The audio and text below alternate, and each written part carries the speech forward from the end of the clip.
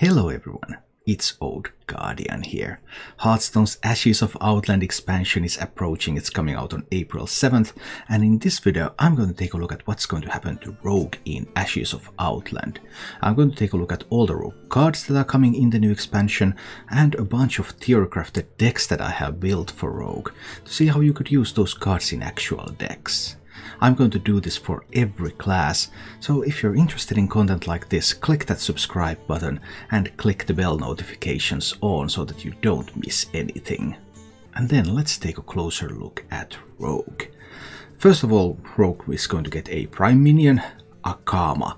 First a 3-mana 3/4 with stealth, and a death rattle, shuffle Akama Prime into your deck. And Akama Prime is a 6-mana 6/5 that is permanently stealthed. Even if you try to unstealth it with something like Flare, it just goes back to stealth right away again. So you don't have many ways to interact with that minion. Overall, Akama looks like a powerful addition to just about any Rogue deck, and I really look forward to playing with it.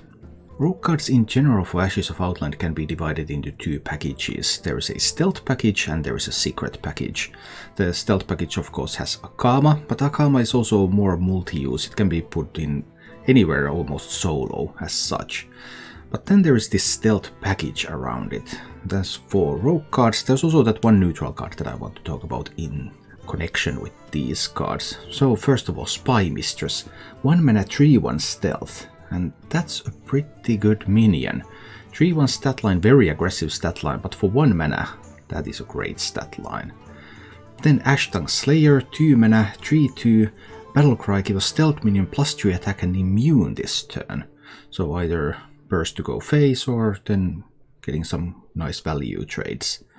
And Greyheart Sage, 3 mana 3/3, Battlecry, if you control a stealth minion, draw 2 cards. So that's Arcane Intellect with the 3/3 body if you control a stealth minion. Alright. Then there's the stealth card that I'm least certain about, the Cursed Vagrant. 7 mana 7/5 with a death rattle, summon a 7/5 shadow with stealth. That is really difficult to get rid of. It's a lot of damage, but it comes very late and the damage is not immediate. So is 7 mana a slot where you're going to use an expensive card like that that doesn't help you defend and doesn't deal immediate damage either? Its cost is prohibitive, but its value is immense. So we'll see whether there will be spots for it somewhere. And also in connection with the stealth package, I have to mention the Whirling Scorpion, because I think this card is the nuts. 4 mana 5/2 Beast. Battlecry, deal 2 damage. If that kills this target, gain stealth. So this is like better than SI7 Agent. SI7 Agent is a 3 mana 3/3 combo to deal 2 damage. Unless you happen to have a backstab in hand, that combo is going to cost you a mana. So it will cost you what this costs pretty much. And this one can also gain stealth if it kills something, and then you will have that 5/2 body that's difficult to get rid of and ready for use next turn. Very, very interesting card. And the other package that Rogue is getting is this secret package. And all the Rogue cards are in these two packages, there's nothing else. There are no individual cards that could go freely in various archetypes, well, apart from Akama. But everything is just stealth or secrets. Very clear packages directing your deck building for Rogue this time. And the secret package, Shadow Jeweler Hanar, a 2 mana 1/5, so a pretty sturdy body. After you play a secret, discover a secret from a different class. And the way Shadow Jeweler works is that when you play a secret, you're going to be offered a secret from a different class than the secret that you played. So first you play that Rogue secret, and you're offered a choice between Paladin, Mage and Hunter secrets. You pick one, you play that, and you're being offered a choice between the other two and a Rogue secret. There are 4 secret classes in the game right now, so you're always being offered secrets from the 3 classes that you're not playing a secret from. And then the other Rogue secret minion is the Blackjack Stunner. 1 mana 1/2 Battlecry, if you control a secret, return a minion to its owner's hand and it costs 2 more. So that's a targetable, proactive freezing trap. But it comes with a difficult condition, you have to control a secret. And secrets are usually procced fairly quickly, so you probably have to play a secret and play this on the same turn to get the effect, but the effect is incredible. So there are some big payoffs for secrets, but there's no tutors for them right now for Rogue, so you don't have anything like Mad Scientist in Standard right now. You can't get those secrets rapidly from your deck. You can't draw them. Subject 9 is rotating out. So the consistency with which you can get secrets is pretty low. In addition to these secret synergy cards, there's 3 Rogue secrets in the set. Bamboozle, when one of your minions is attacked, transfer it into a random one that costs 3 more. Ambush, after your opponent plays a minion, summon a 2/3 ambusher with poisonous. And Dirty Tricks, after your opponent casts a spell, draw 2 cards.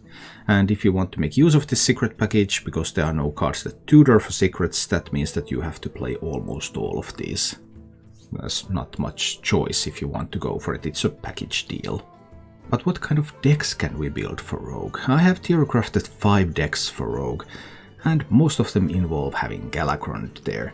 Because Rogue's Galakrond is just so incredibly strong, you want to put that Galakrond package everywhere, so then it's just a matter of, okay, I put in all these Galakrond cards and that takes half of my deck, what do I do with the other half of my deck? And because I really like combo decks, then I have to say that Malygos Rogue can still be done. It's still possible. Malygos Rogue doesn't lose any of the pieces of the combo. Malygos is there, you have Preparation, you have Umbral Skulker, you have the Eviscerates, you have the Sinister Strikes. You can deal more than 30 damage in a single turn, even if you cannot discount the Malygos. And even easier if you can draw a free Malygos with Highspire Togwaggle or with Galakrond, or if you draw a 1-mana Malygos with Gepedo.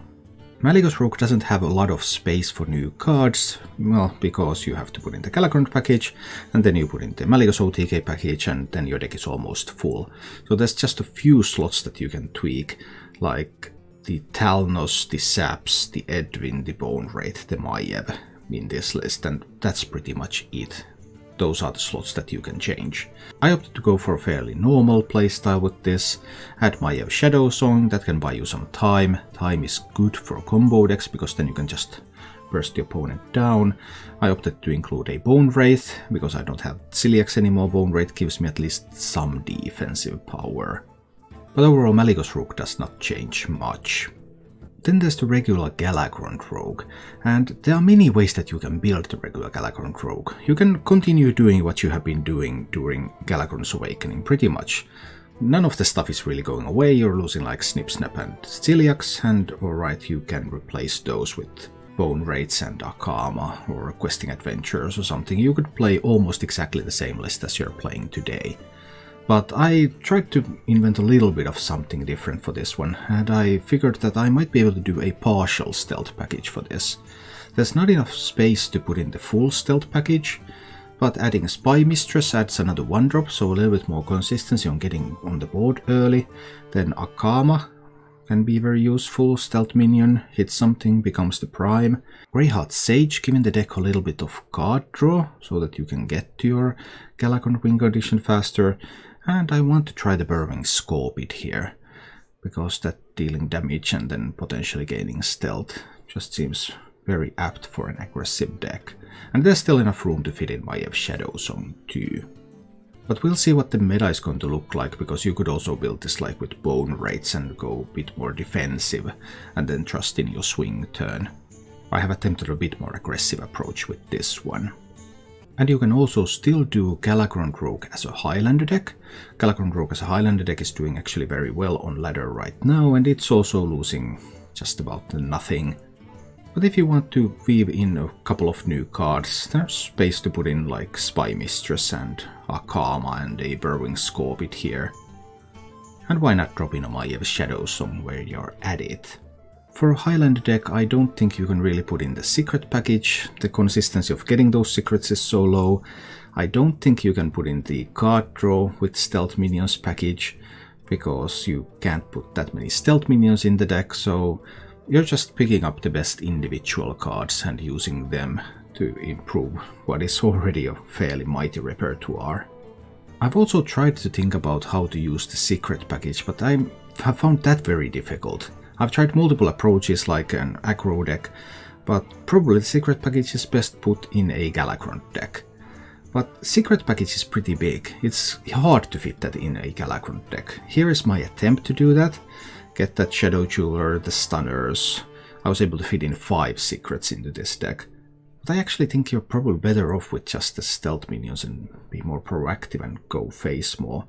But this is the best attempt that I can sort of make here, trying to get those secrets going. If you can get some free secrets, Shadow Jeweler, you can get a big Christmas tree in a single turn. Maybe there is something to this, although I can't quite see it yet. Well, that was 4 decks all with Galakrond in them, because it would be silly to play Rogue and not play Galakrond. Or at least it would almost be silly to play Rogue and not play Galakrond. The only way that you could play Rogue and not play Galakrond is if you go all aggro. Because then you just try to kill everyone so fast that Galakrond becomes meaningless anyway. And for that purpose I present the Stealth Aggro Rogue. So just trying to make the most out of these stealth synergies, Spy Mistresses, Worgen Infiltrators.